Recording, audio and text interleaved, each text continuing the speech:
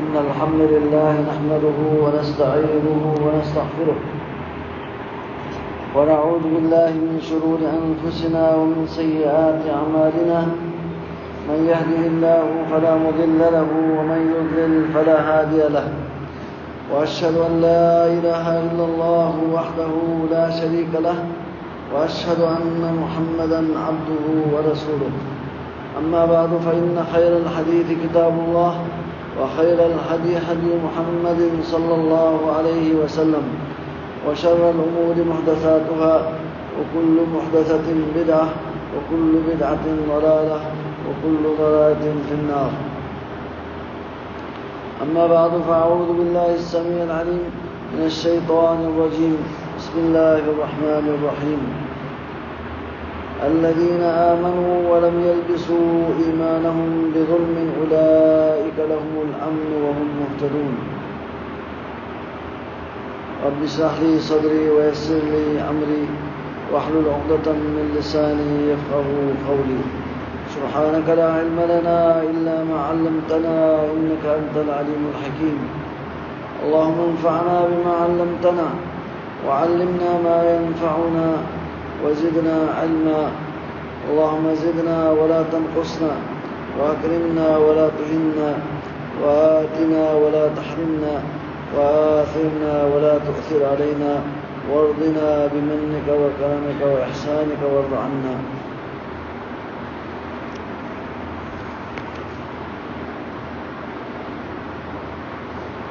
ہر قسم کی تعریف، تمجید، بزرگی، برتری، کبریائی اللہ رب العالمین احکم الحاکمین ارحم الراحمین کے لیے،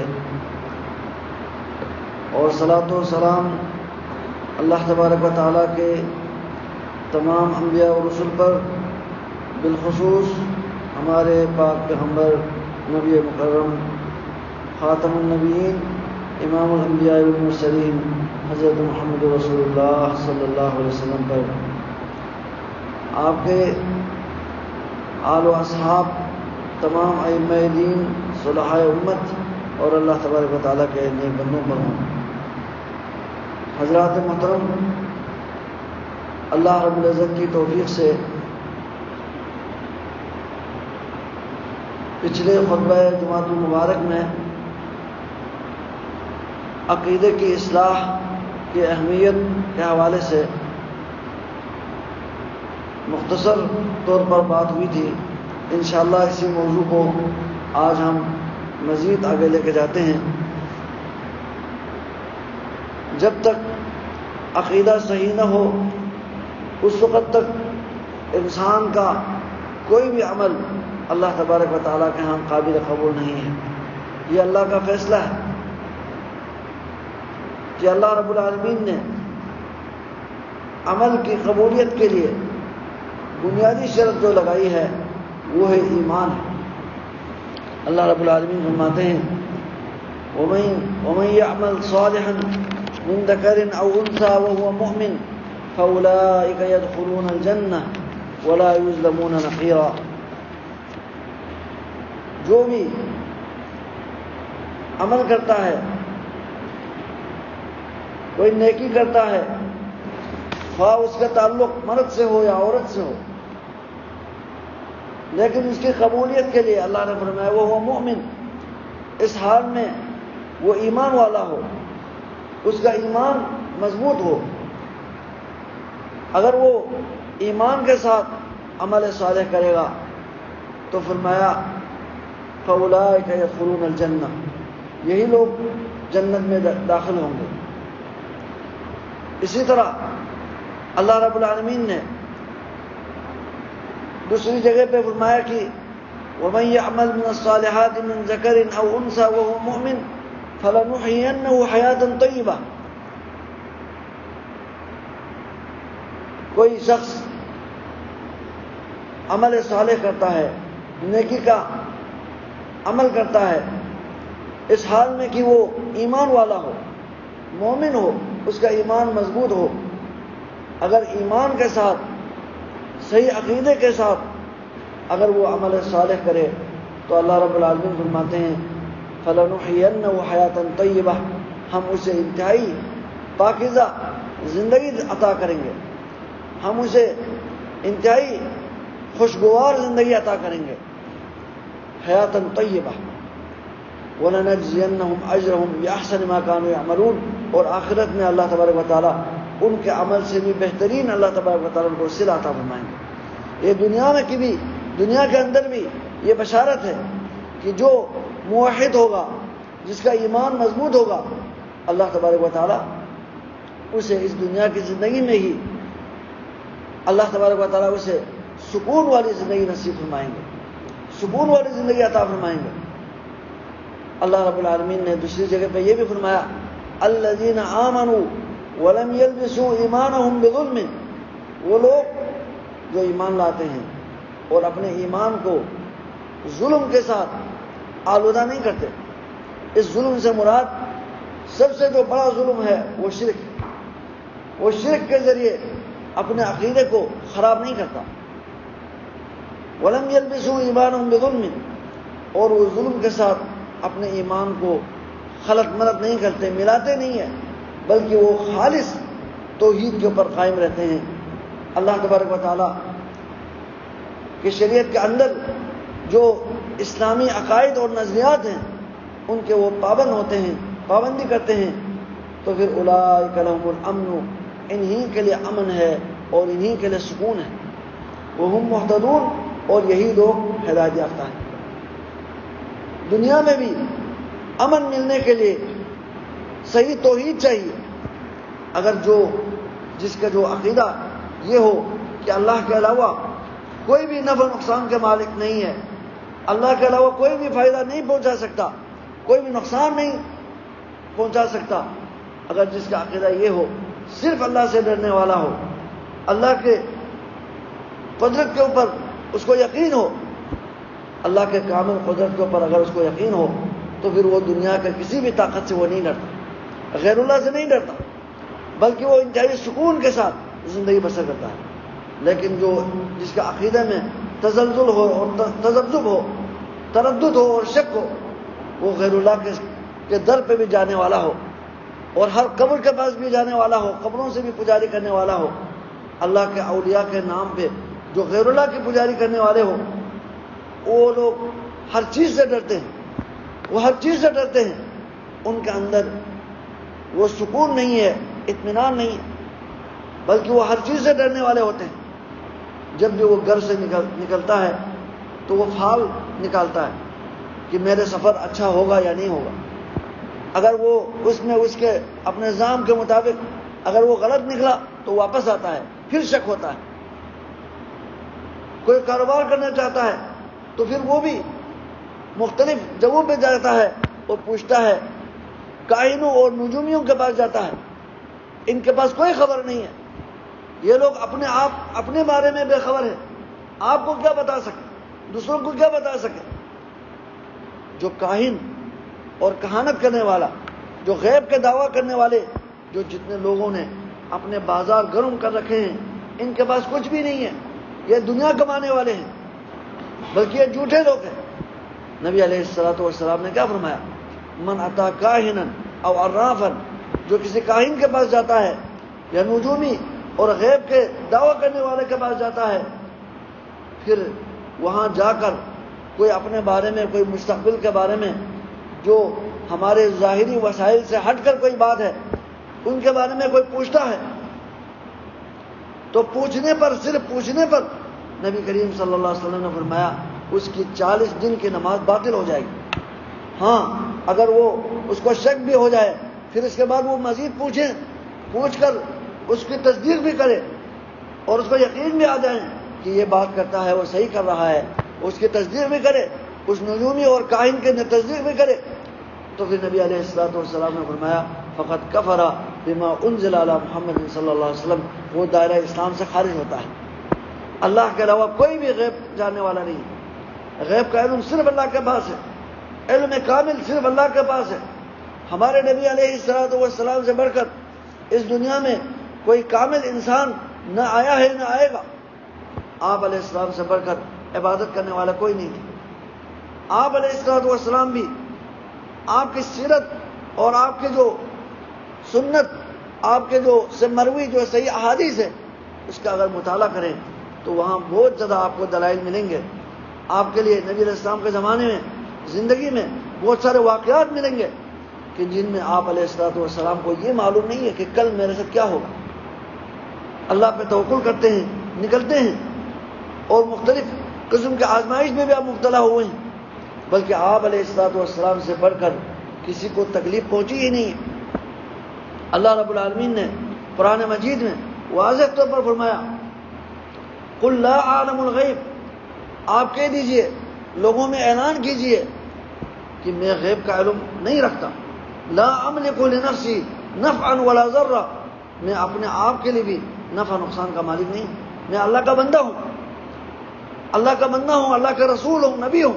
سب سے اعلیٰ آپ ہیں، لیکن اللہ تبارک و تعالیٰ نے آپ کو اللہ تبارک و تعالیٰ کی قدرت کے اندر جو اختیارات ہیں وہ اللہ نے کسی کو نہیں دیا. آپ اللہ کے رسول تھے، برگزیدہ نبی تھے، اللہ نے آپ کو چنا ہے، آپ کو لوگوں کی ہدایت کے لیے بھیجا تھا.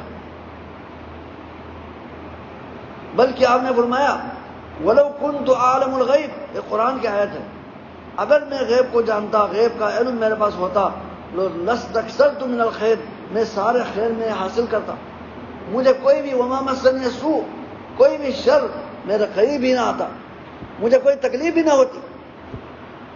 آپ علیہ السلام کی زندگی میں آپ کو کتنی تکلیف پہنچی. مشرکین مکہ نے آپ کے جب آپ سجدے میں گئے تو آپ کی اتنی توحید کی، آپ کے پیٹھ کے اوپر وہ گندی چیزیں بھی رکھی، وہ اجڑیاں رکھی. آپ علیہ السلام سجدے میں ہیں اور وہ پھر پیچھے ہنس رہے تھے، اور وہاں عبداللہ بن مسعود رضی اللہ تعالیٰ عنہ، مسلمانوں میں سے عبداللہ بن مسعود موجود تھے، اور وہ بھی ان کافروں کے یعنی ان کے اوپر روب میں آ کر، دباؤ میں آ کر وہ وہاں سے ہٹا نہیں سکتے تھے، بلکہ بھاگ کے گئے. اور حضرت فاطمہ رضی اللہ تعالیٰ عنہ وہ اپنے آپ علیہ السلام کے گھر میں وہ موجود تھی، ان کو بتایا تو وہاں سے وہ بچی بھاگ کر آئی اور ان کو، ان بدبختوں کو، کافروں کو برا بھلا کہا، اور ان کے جو نا آپ کے پیٹھ سے ان گندگی کو ہٹا دی. آپ کو کتنی تکلیف اذیتیں پہنچی ہے. اور آپ طائف گئے، اور طائف میں جا کر آپ نے وہاں دعوت پیش کی. جب کفار مکہ نے آپ علیہ السلام کے جو دعوت کو ٹھکرا دی، تو آپ طائف گئے تھے، اس امید پہ گئے تھے کہ وہاں سے کوئی آپ کے دعوت کو ماننے والے اور آپ کے کوئی پیروکار آپ کے دعوت کو قبول کر کے آپ کے کوئی پیروکار بن جائیں، کوئی پیروکار نکل آئیں، اس امید پر آپ گئے تھے. لیکن وہاں جب طائف گئے تو طائف کے جو بچوں نے، جو آوارہ گردوں نے آپ علیہ السلام کے اوپر پتھراؤ کیا. اگر آپ کے پاس علم غیب ہوتا، کل مجھے کیا ہونا ہے، کہ میں وہاں جاؤں تو مجھے فائدہ ہوگا یا نہیں ہوگا، یہ معلوم ہوتا تو آپ نہ جاتے، وہاں نہ جاتے. آپ علیہ السلام سے خود اللہ تبارک و تعالیٰ نے اعلان کرایا کہ میں غیب کو نہیں جانتا، میں اپنے آپ کے لیے بھی نفع نقصان کا مالک نہیں ہوں. ان انا الا نذیر و بشیر، میں تو صرف ڈرانے والا ہوں اور خوشخبری سنانے والا ہوں. جو اللہ کے دین کو اپنائے گا، دین پہ عمل کرے گا، اس کے لیے جنت ہے، اس کی خوشخبری سنانے والا ہوں. اور جو اس دعوت سے روگردانی اختیار کرے، اسے پس پش ڈالیں، اپنے عقیدے کی اصلاح نہ کریں، تو پھر ان کے لیے میں ڈرانے والا ہوں. تو آپ علیہ السلام سے بڑھ کر اللہ کی عبادت کرنے والے نہیں تھے. جب آپ کے پاس اللہ کی قدرت میں سے کوئی قدرت آپ کے پاس نہیں ہے، آپ بھی اللہ کا بندہ ہے، اللہ کی اجازت سے آپ یہ دعوت و تبلیغ کرتے تھے، اور آپ اس دین پہ قائم تھے اور لوگوں کو دین کی طرف بلاتے تھے، تو پھر دوسروں کی کیا حال ہوگی. قُلْ لَا يَعْلَمُ مَنْ فِي السَّمَاوَاتِ وَالْأَرْضِ الْغَيْبَ إِلَّا اللَّهُ، کہ آسمانوں میں اور زمین میں کوئی بھی اللہ کی کوئی اس طرح مخلوق نہیں، کوئی انسان نہیں، کوئی فرشتہ نہیں جو غیب جانتا ہو. یہ اللہ تعالیٰ کی خاصیت میں سے. تو سب سے پہلے ہمارا عقیدہ کا درست کرنا یہ انتہائی ضروری ہے. جب تک عقیدہ ٹھیک نہیں ہوگا، کوئی بھی عمل بھی قابل قبول نہیں ہے۔ یہ پچھلے خطبے میں یہ بتایا گیا تھا کہ جو عقیدہ توحید اور صحیح ایمانیات پر یقین رکھنا یہ بنیاد ہے، اسلام کی بنیاد ہے۔ جب ایمان صحیح ہوگا، عقیدہ صحیح ہوگا، اس کے بعد آپ جتنے عمل کریں تو آپ کے لیے فائدہ ہے۔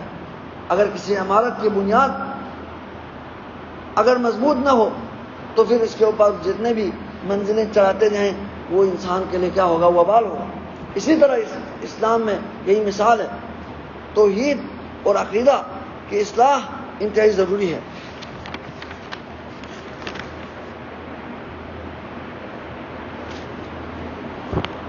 جب کسی کا عقیدہ درست ہوگا تو انشاءاللہ اس کے لیے اس دنیا میں بھی خوشخبری ہے، دنیا میں بھی امن ملے گا، وہ کسی شک اور تذبذب کا شکار نہیں ہوگا۔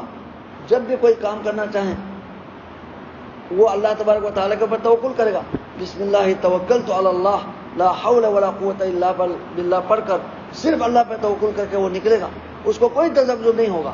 ہاں اگر کسی نے کوئی جائز مباح کام، کاروبار یا شادی بیاہ، کوئی رشتہ اگر کسی نے کرنا ہو تو پھر اس میں سنت طریقہ یہ ہے کہ وہ اس طرح کے پھالوں کے چکر میں نہ پڑے، کسی کائن کے پاس نہ جائیں، کسی غیروں کے پاس نہ جائیں، صرف اللہ تعالیٰ سے دعا کریں۔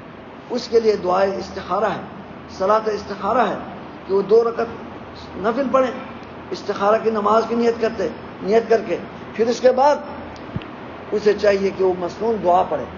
وہ مسنون دعا کا خلاصہ یہ ہے کہ وہ اللہ تعالیٰ سے خیر مانگ رہا ہوتا ہے۔ اللہم انی استخیرک بعلمک واستقدرک بقدرتک، اے اللہ میں آپ سے خیر مانگتا ہوں، آپ سے آپ کی قدرت سے قدرت مانگتا ہوں۔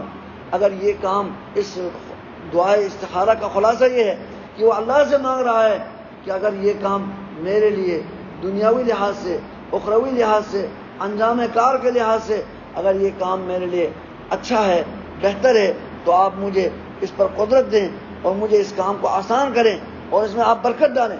اگر یہ کام میرے لیے درست نہ ہو، انجام کے لحاظ سے درست نہ ہو، دنیاوی اور اخروی لحاظ سے درست نہ ہو، اچھا نہ ہو، تو پھر اس کام کو مجھ سے ہٹا دیں۔ یہ استخارہ ہے، یہ اللہ سے مانگیں، اور کوئی طریقہ نہیں ہے۔ یہ جو کام جو میں کر رہا ہوں یہ اچھا ہوگا یا برا ہوگا، یا مستقبل کے کسی چیز کے بارے میں کسی کے پاس جانے کی اجازت نہیں ہے، صرف اللہ سے مانگیں، اللہ سے استخارہ کریں، اللہ سے خیر مانگیں۔ یہی طریقہ ہے، یہی موحدین کا طریقہ ہے، یہی انبیاء اور رسول کا جو یہی طریقہ ہے۔ جب تک عقیدہ صحیح نہیں ہوگا، صحیح خالص توحید اس کو قبول نہیں کرے گا، اس پر ڈٹ نہیں جائے گا، کسی کا عمل اللہ کے ہاں قابل قبول نہیں ہے۔ شرک کے ساتھ کوئی بھی اللہ تبارک و تعالیٰ عمل کو قبول نہیں کرتا۔ شرک ایک ایسا زہر قاتل ہے کہ اللہ تبارک و تعالیٰ سے معاف نہیں کرتے۔ ان اللہ لا یغفر ان یشرک بہ، کہ اللہ تبارک و تعالیٰ شرک اگر کرنے والا، اس کے شرک کو اللہ تعالیٰ کبھی معاف نہیں کرتے۔ وَيَغْفِرُ مَا دُونَ ذَلِكَ لِمَن يَشَاءُ، اس کے علاوہ، شرک کے علاوہ کوئی گناہ ہو تو اس کی مغفرت ہو سکتی ہے، وہ اللہ تعالیٰ جسے چاہیں معاف کر سکتے ہیں، لیکن شرک کو اللہ تعالیٰ معاف نہیں کرے گا۔ ان الشرک لظلم عظیم، شرک سے بڑھ کر کوئی ظلم نہیں ہے، سب سے بڑا ظلم ہے۔ وَمَن يُشْرِكْ بِاللَّهِ فَقَدْ حَرَّمَ اللَّهُ عَلَيْهِ الْجَنَّةَ وَمَأْوَاهُ النَّارُ، جو اللہ کے ساتھ کسی کو شریک ٹھہرائے گا، شرک کرے گا، فرمایا کہ اس کا ٹھکانہ جہنم ہے اور جنت اس کے اوپر حرام ہے۔ حرم اللہ علیہ الجنہ، اللہ نے اس کے اوپر جنت کو حرام قرار دیا۔ اور شرک کے ساتھ کیے ہوا عمل اللہ تبارک و تعالیٰ کے ہاں باطل ہے۔ کوئی مشرک ہو، اس کا کوئی بھی عمل اللہ کے ہاں قابل قبول نہیں ہے۔ اللہ رب العالمین نے ہمیں سمجھانے کے لیے ایک جگہ پر سورہ اعراف میں 18 انبیاء کرام کا تذکرہ فرمایا، 18 انبیاء کا۔ پھر فرمایا کہ لئن اشرکوا، اگر یہ لوگ انبیاء نبوت کے درجے پہ فائز ہونے کے بعد، نبوت کے تاج ان کے سروں کے اوپر رکھنے کے بعد، اگر ان سے بھی شرک سرزد ہو، شرک سرزد ہونا نہیں ہے لیکن ہمیں سمجھانے کے لیے فرمایا اگر ان سے بھی شرک سرزد ہو لحبط عنہم ما كانوا يعملون، ان کے بھی سارے اعمال برباد ہو جائیں۔ بلکہ اس سے بھی بڑھ کر ہمارے نبی کریم صلی اللہ علیہ وسلم سید الاولین والآخرین، امام الانبیاء والمرسلین، سب سے زیادہ توحید کے پیغام کو پہنچانے والا اور سب سے زیادہ اللہ کی توحید کو ماننے والا،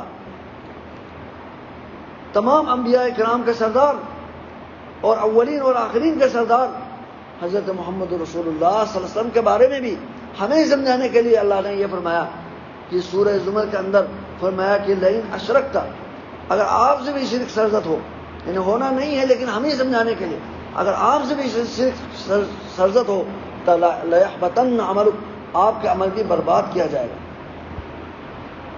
تو شرک یہ توحید کا ضد ہے، صرف اللہ کو ماننا۔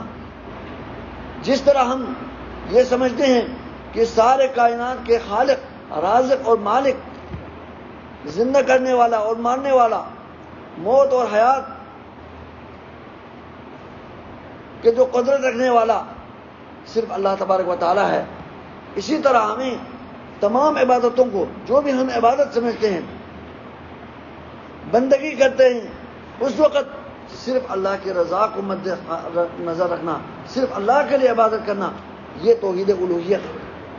اور جتنے اللہ تبارک و تعالیٰ کے اسماء و صفات ہیں، جتنے مبارک نام ہیں اور صفات ہیں، ان سب کو اللہ تبارک و تعالیٰ کے لیے خالص کرنا، اللہ کے لیے ان میں شریک نہ ٹھہرانا، یہ انتہائی ضروری ہے۔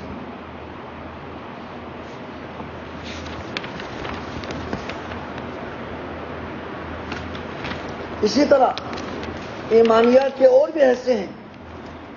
سب سے ایمان کا پہلا رکن توحید ہے، اللہ کو ماننا، اللہ کو یکتا وحدہ لا شریک ماننا، اللہ تعالیٰ کی ربوبیت میں، الوہیت میں، عبادتوں میں، اللہ کے اسماء و صفات میں صرف اللہ تبارک و تعالیٰ کا وحدہ لا شریک ماننا، یہ توحید ہے۔ اور اس کے علاوہ ایمانیات کے اور بھی حصے ہیں، ان میں سے اللہ تبارک و تعالیٰ کے فرشتوں پر ایمان لانا، یہ بھی انتہائی ضروری ہے۔ اسی طرح اللہ تبارک و تعالیٰ کے تمام انبیاء و رسول پر ایمان لانا، جتنے اللہ نے انبیاء کرام بھیجے ہیں ان سب پر ایمان لانا ضروری ہے، لیکن ان کا ایمان اجمالی طور پر ہوگا، یعنی یہاں تک ہمیں یقین رکھنا چاہیے کہ جتنے اللہ تبارک و تعالیٰ نے انبیاء و رسول مبعوث فرمائے ہیں یہ سب اپنے زمانے میں برحق تھے، لیکن ہمارے نبی علیہ السلام کے آمد کے بعد ان کی نبوت اور ان کی رسالت منسوخ ہو گئی، ان کی شریعت منسوخ ہو گئی، لیکن وہ اپنے زمانے میں اپنے امت کے لیے، اس وقت کے لوگوں کے لیے وہ واجب الاطاعت تھے اور ان کی اطاعت ضروری تھا، یہ ماننا انتہائی ضروری ہے۔ لیکن اگر کوئی بعض رسولوں پر ایمان لائیں، بعض کو کے اوپر کفر کریں، رسولوں پر ایمان لانے میں کوئی خلل اور نقص ہو تو یہ بھی، اس سے بھی انسان کافر ہو جاتا ہے۔ اللہ رب العالمین نے فرمایا ان الذین یکفرون باللہ ورسلہ ویریدون ان یفرقوا بین اللہ ورسلہ، وہ لوگ جو اللہ کے اوپر، اللہ کے ساتھ کفر کرتے ہیں، اللہ کے رسولوں کے ساتھ کفر کرتے ہیں، اور وہ اللہ کے رسولوں کے اندر فرق کرتے ہیں، کچھ پر ایمان لاتے ہیں، کچھ کے ساتھ کفر کرتے ہیں۔ حضرت موسیٰ پہ ایمان لایا، عیسیٰ کو نہیں مانا۔ دیکھو یہود والے صرف موسیٰ کو مانتے ہیں، حضرت عیسیٰ کو نہیں مانتے، بلکہ نعوذ باللہ ان کے بارے میں تو توہین آمیز باتیں کرتے ہیں، اور آخری نبی حضرت محمد رسول اللہ صلی اللہ علیہ وسلم کو نہیں مانتے، صرف موسیٰ کو مانتے ہیں۔ یہ کفر ہے، ان کا ایمان کا کوئی فائدہ نہیں ہے۔ اسی طرح عیسائی صرف عیسیٰ کو مانتے ہیں، موسیٰ کو بھی انکار کرتے ہیں، آخری نبی حضرت محمد رسول اللہ صلی اللہ علیہ وسلم کا بھی انکار کرتے ہیں۔ دیکھو اسلام کے اندر کتنے اعتدال ہے۔ مسلمان تمام انبیاء کو مانتے ہیں، تمام انبیاء کو اللہ کے برگزیدہ مانتے ہیں، وہ اپنے زمانے کے سب سے افضل ترین انسان تھے، لیکن ہمارے نبی علیہ السلام کے آمد کے بعد آپ علیہ السلام ان تمام انبیاء کرام کی تصدیق کرتے ہوئے آئے ہیں، مصدقا لما بین یدیہ، تمام انبیاء کی تصدیق کرنے والے تھے، سب کو سچے کہنے والے تھے، انہی کی دعوت کو، انہی کی مشن کو آگے پہنچانے والے تھے۔ لیکن اللہ تبارک و تعالیٰ کا، اللہ کی مرضی ہے، اللہ رب العالمین نے آپ علیہ الصلوۃ والسلام کو تا قیامت تک کے لیے نبی بنایا، آپ کے بعد نبوت کا سلسلہ ختم کیا، آپ ہی کو آخری نبی بنایا، اور آپ علیہ الصلوۃ والسلام تمام انبیاء کے احترام کرتے تھے، تمام انبیاء کا احترام کرتے تھے اور تمام انبیاء کو مانتے تھے، اور یہی آپ نے دعوت پیش کی کہ تمام انبیاء کو ماننا یہ اسلام ہے، یہ ایمان ہے۔ اگر کوئی کسی نبی کو مانے کسی نبی کو نہ مانے تو یہ کفر ہے، اولئک هم الکافرون حقا، بلکہ اللہ نے فرمایا کہ کچھ نبی پر ایمان لانا، کچھ نبی کا انکار کرنا یہ حقیقی کفر ہے، صحیح کافر ہے۔ اولئک هم الکافرون حقا، یہی لوگ حقیقت میں یہی لوگ کافر ہیں۔ اسی طرح آخرت کے دن کے اوپر ایمان لانا یہ بھی انتہائی ضروری ہے۔ اگر کسی کو آخرت کے دن کے اوپر شک ہو تو پھر اس کا بھی کوئی عمل اللہ کے ہاں قابل قبول نہیں ہے۔ نبی علیہ السلام کے جو نبوت سے پہلے ایک بندہ، ایک ایسا انسان تھا جس کا نام تھا عبداللہ بن جدعان، بہت زیادہ لوگوں کے لیے کام آنے والا انسان تھا، بہت زیادہ خیراتی کام کرنے والا تھا، مہمان نواز تھے اور بہت زیادہ غریب غربا کو کھلانے والے تھے، لیکن اس کے بارے میں یہ آیا ہے کہ وہ کافر تھا، اس کا عقیدہ ٹھیک نہیں تھا۔ حضرت عائشہ رضی اللہ تعالی عنہ کا یہ ایک رشتہ دار تھا، یہ انسان عبداللہ بن جدعان، ان کے رشتہ داری میں یہ آتا تھا، تو اسی لیے حضرت عائشہ رضی اللہ تعالی عنہ نے ان کے بارے میں نبی علیہ السلام سے پوچھا کہ یہ عبداللہ بن جدعان یہ بہت زیادہ لوگوں کے کام آنے والا انسان تھا، کیا اس کی جو خیر ہے، نیکی ہے، جو انہوں نے لوگوں پر احسان کیا، کیا اس کو قیامت کے دن کام آئے گا؟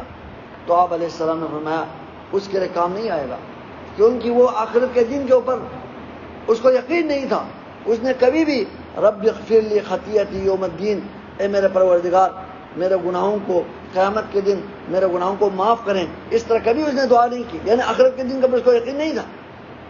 اس لیے اس کا جو عمل ہے، دنیا میں اس کو جو شہرت ملی اور دنیا میں جو اس کو فائدہ ہوا اور آخرت میں اس کو کوئی فائدہ نہیں ہوگا۔ آخرت کے دن کے اوپر بھی ایمان لانا انتہائی ضروری ہے۔ اسی طرح ایمان کا ایک بہت بڑا حصہ تقدیر پر ایمان لانا بھی ضروری ہے۔ تقدیر پر ایمان لانا، جو اللہ تعالیٰ نے فیصلہ کیا ہے اسی کے مطابق ہوگا، لیکن انسان کو اللہ نے مجبور محض نہیں بنایا، اللہ تعالیٰ نے انسان کو عقل بھی دی ہے اور سمجھ بھی دیا ہے، انسان اپنے عقل سے سب کچھ کر رہا ہے، لیکن جو اللہ نے لکھا ہے نا وہ اللہ نے اپنے علم کی وجہ سے لکھا ہے۔ ایسا بندہ آئے گا جو ایسا کام کرے گا، اس کو سب کچھ عقل بھی اس کو اللہ دے گا اور سب کچھ دے گا، اختیار بھی دے گا، اس کے باوجود یہ کام کرے گا، یہ اللہ نے اپنے کمال علم کی وجہ سے ہے، کسی کو مجبور نہیں کیا، کسی کو کمال علم کی وجہ سے اللہ نے لکھا ہوا ہے، اللہ کو پتہ تھا ایسا ہوگا تو اس وجہ سے لکھا ہے۔ تو اس لیے تقدیر پر ایمان لانا بھی یہ اللہ کے کمال علم پر ایمان لانا ہے، اور تقدیر پر ایمان لانا بھی انتہائی ضروری ہے۔ اگر تقدیر پر انکار کرے، تقدیر کو نہ مانے، اللہ کے علم کی نفی کرے، تو اس وقت اس انسان کا بھی کوئی بھی عمل قابل قبول نہیں ہے۔ صحابہ کرام کے آخری دور میں ایسے لوگ پیدا ہوئے جو تقدیر کا انکار کرتے تھے۔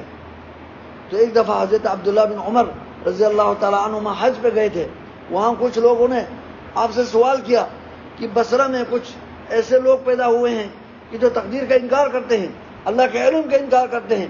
تو حضرت عبداللہ بن عمر رضی اللہ تعالیٰ عنہما نے انہیں پیغام بھیجا کہ تم ان لوگوں سے اگر ملیں تو یہ پیغام دے دو کہ عبداللہ بن عمر رضی اللہ عنہما صحابی رسول ان لوگوں سے بری ہیں، ان سے کوئی ان کا تعلق نہیں ہے، وہ ان سے بری ہے، یہ ان سے بری ہے۔ فرمایا کہ اگر یہ لوگ جو تقدیر کا انکار کرنے والے اگر احد پہاڑ کے برابر بھی سونا چاندی اگر خرچ کریں، سونا خرچ کریں، اللہ کے راستے میں خرچ کریں، تو ان سے کوئی بھی قابل قبول نہیں ہوگا، ان کا کوئی عمل کوئی بھی اللہ کے ہاں قابل قبول نہیں ہوگا، اللہ قبول نہیں کریں گے، کیونکہ ان کا جو تقدیر پر ایمان لانا یہ ایمان کا حصہ ہے۔ جس طرح نبی علیہ الصلوۃ والسلام سے جب جبریل امین ایک سائل کے شکل میں آ کر نبی علیہ السلام سے سوال کرتے ہیں کہ ایمان کسے کہتے ہیں، تو آپ علیہ السلام نے فرمایا کہ ایمان ان تؤمن باللہ، کہ ایمان یہ ہے کہ سب سے پہلے اللہ پر ایمان لائیں، پھر اس کے بعد اللہ کے فرشتوں پر ایمان لائیں، اور اللہ کی کتابوں پر جو اللہ نے کتابیں نازل فرمائی، نبیوں پر کتابیں نازل فرمائی. لیکن یہ ہے کہ آخری کتاب پر قرآن پر تفصیلاً ایمان لانا ہوگا، اور سابقہ کتابوں پر اجمالاً. یعنی یہ سابقہ کتابیں اس وقت کے زمانے کے لوگوں کے اوپر ضروری تھا کہ اس پر ایمان لائے، اس پر عمل کرے، اس حد تک ایمان لانا. یہ سابقہ کتابوں پر بھی ایمان لانا ضروری ہے. اسی طرح اللہ کے تمام انبیاء کرام پر ایمان لانا، آخری نبی پر تفصیلی طور پر ایمان لانا، اسی طرح آخرت کے دن پر ایمان لانا اور تقدیر پر ایمان لانا. آپ نے 6 باتیں آپ نے شمار کر کے بتایا کہ یہ ایمان ہے. آمنت باللہ و ملائکتہ، اللہ پر ایمان لانا، فرشتوں پر ایمان لانا، اور اللہ کی کتابوں پر ایمان لانا، رسولوں پر ایمان لانا، آخرت کے دن پر ایمان لانا، اور اسی طرح تقدیر پر ایمان لانا. جب تک ہمارے ایمان ان تمام چیزوں کے بارے میں درست نہیں ہوگا، مضبوط نہیں ہوگا، ہمارا عمل کوئی بھی عمل اللہ کے قابل قبول نہیں ہوگا. یہ ایمانیات ہے، یہ ہماری بنیاد ہے. تو اللہ تبارک و تعالیٰ سے دعا ہے کہ اللہ تبارک و تعالیٰ ہمیں صحیح کتاب و سنت کے مطابق اپنے عقیدے کی اصلاح کرنے کی اور عقیدے کو مضبوط کرنے کی اللہ تبارک و تعالیٰ توفیق عطا فرمائیں. وآخر دعوانا ان الحمد للہ رب العالمین.